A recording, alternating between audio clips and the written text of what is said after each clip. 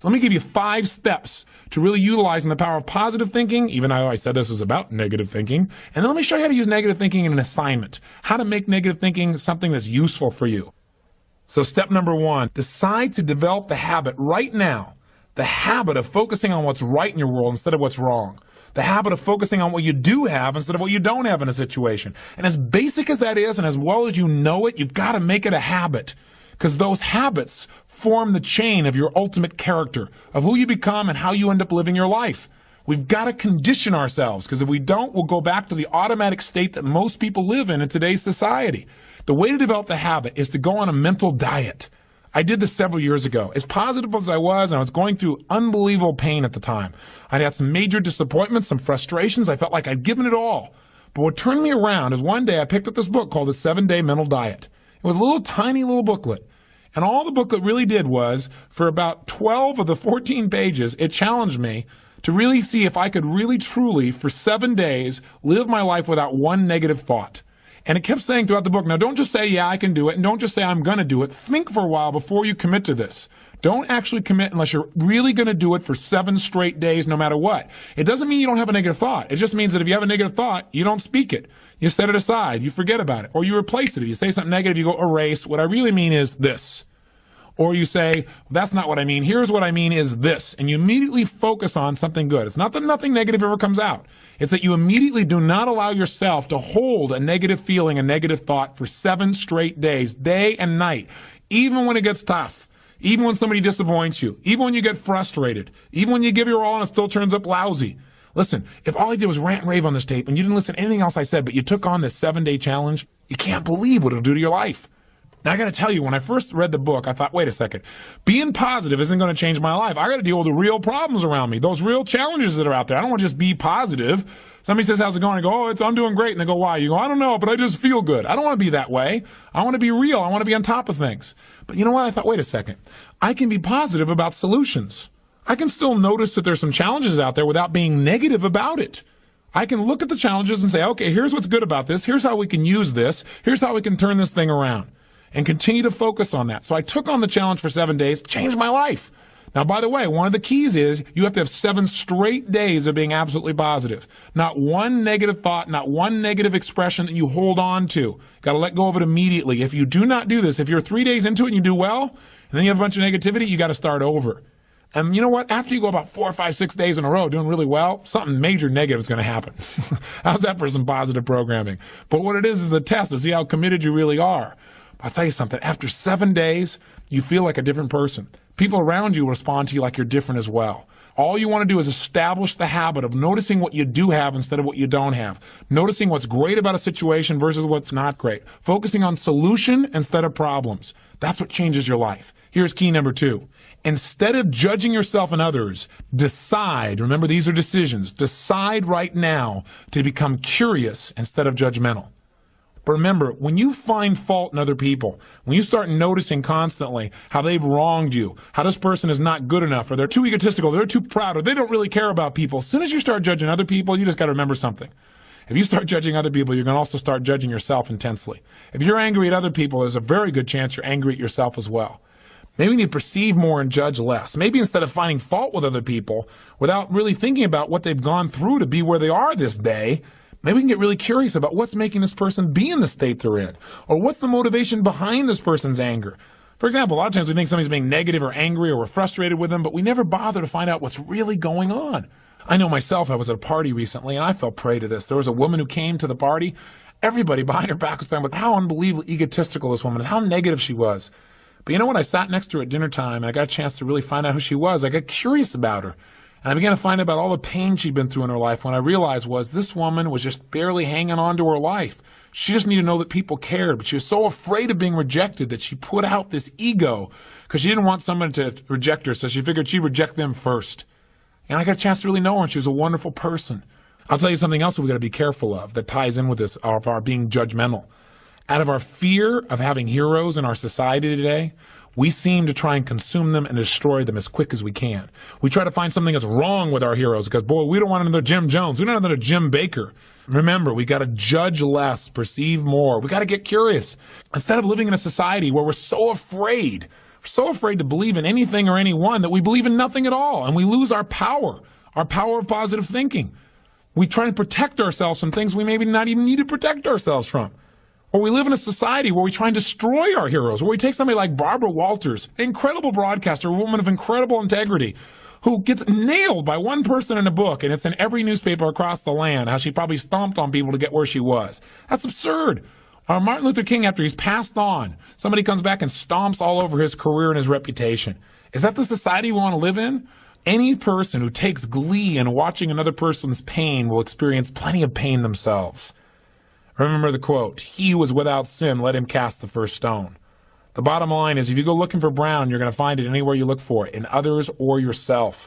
Free yourself from the disease of making others wrong, and you'll free yourself from the disease of making yourself wrong. You have a lot more energy to create solution instead of problems. It's part of the power of positive thinking instead of falling for the destructive power of negative thinking. If you want to get curious, just ask yourself, what do I like about this person? Wonder what's going on with this person that would make them feel this way. How could I help this person? As you ask these kinds of questions, you may learn something about how human beings operate, about their motivations, maybe even some things about how to support yourself as you try to support others. Remember, get curious instead of judgmental. Here's key number 3. If you really want to develop the power of positive thinking as a habit, as a lifestyle, as a strategy for success, then decide right now to find something to appreciate from any seemingly negative person or situation. And develop the habit of giving compliments. See, if you really want to have some more positive feelings in your life, you got to keep focusing on what's right. You got to get curious. And most importantly, you got to find something to appreciate even in the tough times. Because in reality, as we've talked about so often before, the toughest times in your life sometimes provide you with the real resources to change your life. So what we've got to do is find something to appreciate. Not someday when things work out. We got to appreciate where we are right now. And this is something I talked to my daughter Jolie about today. Because she's in an experience today where I thought, well, gosh, she's not being very positive. And I'm going to talk about positive thinking. Because she came in to see me and she's feeling really sad. She's feeling really down, feeling really frustrated. And you know what her problem is? Her problem is she tried out and won the right to be amongst 3 girls who dance in the electric light parade at Disneyland. And that was about 3 or 4 months ago. She's been going there after school every day, driving from San Diego up to Anaheim, burning herself into the ground, getting up and going to school to be a straight-A student still and trying to visit with her family and her boyfriend. And she found herself maxing out. Now think about her problem. Her problem is that she gets to be at Disneyland and fulfill a childhood fantasy. Her problem is that she loves her family and wants to be with them as well. Her problem is she loves to be at school and really do that. Her problem is she has so much abundance that she has to figure out how to get it all in one day and she can't do it. And she's physically burning out. That's her problem. And you know what? She says, gosh, I want to be home. I want to be with you guys and all these things. I don't want to miss out on all this great time we have together. I want to be with you guys. I said, but honey, look what you're doing. She goes, yeah, I don't want to miss out on Disneyland either. I don't want to miss out on my career and what I'm doing and what's going on. What's the problem? The problem is she's finding out what's negative in both situations. She's focusing on what she doesn't have instead of what she does have. Now, I could be negative about that and say, gosh, be more positive. But you know what? In reality, I realized being negative in this situation may not be bad. What do I mean? I don't mean being negative. I mean being intelligent. I mean being critical in your thinking. Seeing what you don't have is sometimes useful too. This is what I promised you in terms of the power of negative thinking. Here's how negative thinking can be useful. I sat down with her and I said, honey, let's look at the advantages and disadvantages of both. Let's not just be positive. Let's look at it. The whole thing is positive. Let's know that no matter what you choose, you've won. You have what most people dream about. But for a moment, let's be a little bit critical. What do you love about Disneyland? What's great about it? What is it giving you? And let's ask the question that maybe we don't ask very times when we're just being purely positive. What isn't it giving you? What are you afraid about? What are you missing by being there? What's great about being at home more? What's great about those things? What's not great about that? Be honest. If you were there, what might happen that's not good? What might you miss out on? And you know what? By getting her to use both positive and negative thinking, or to be more accurate, positive thinking and some critical thinking, looking at what isn't there for the moment, what she is missing out on, and allowing that pain to motivate her, she was able to clarify what's most important in her life and what's the best way to do that. And she came up with a plan that totally empowered her. And after a couple hours of conversation and fun, she looks better than she has in about 6 months because she's finally resolved what's most important. And sometimes just being positive and keeping a stiff upper lip isn't enough. Sometimes you got to stop and say, I am positive. I'm going to approach this from a positive way. I'm going to stay in a positive state. But I'm going to ask some questions some people may think of as negative, which is, what isn't working? Because if you're not willing to look at what isn't working, you can get yourself in trouble. So when I say number 3 is develop the habit of noticing something you can appreciate out of the situation, even something that seems to be negative. What I mean by that is find out what's working, but also appreciate what isn't working. Appreciate it enough that maybe it creates enough pain for you to want to make a change. Hey, being purely positive all the time is not the ultimate solution. Being purely positive 98% of the time to me is the solution. Remember our steps. Number 1, you're going to focus on how it really is. And that's what we did today. Jolie and I sat down and said, let's see how it really is. And let's not just be positive. Let's stop for a second. How is it really? What's good? What isn't good? What's great? What isn't great in this context? Everything is great, but comparatively, what's great? What's not in both situations? Now, how do you really want it? And she decided how she wanted it. Now, what are we going to do to make that happen? And she began to take actions that have changed her life. Probably will affect the direction of her life, maybe even her career. And she feels joyous and excited because she went through the steps. That's the balance between positive and negative thinking. But one thing you got to remember, you're going to spend most of your time being positive. Once you see how it is, that's it. Decide what you want and make it happen. Don't keep going back and saying, oh yeah, but it's not working. See, balance doesn't mean you spend 50% of your time positive and 50% of the time negative. Remember, balance on a human scale is a little different. Negative experiences are dense, and it doesn't take a lot of those focuses of negative to weigh a lot in your life. Make sure your focus is primarily positive, but at times, at special times that you designate, you're going to say, hey, what isn't working? And allow that pain to drive you to do something that's very positive. That'll change your life. Here's key number 4. Decide not to be perfect. You say, what? I said, decide not to be perfect. One way to make sure you're negative is always trying to be perfect. Because you know what? You're always going to notice you're not. Because you're this thing called a human being. When I talk to my daughter, Jolie, this girl works so hard to be perfect. Everybody seems to love her. She's a straight A student. She wants to be the very best at school. She wants to be the very best at home. She wants to be the very best at Disney. She wants to be the best at everything. And I'm trying to be the best constantly. In the past, she always noticed what wasn't perfect, and that created pain. So you can't do that. You're going to screw up. You're going to be negative. Things are going to happen where you don't follow through on what you know. You're going to make poor decisions. You're going to say things you shouldn't say, do things you shouldn't do, mess up like you shouldn't mess up. But you know what? When that happens, instead of being negative and beating yourself up and saying, boy, here's another example of me sabotaging myself, decide what you do want.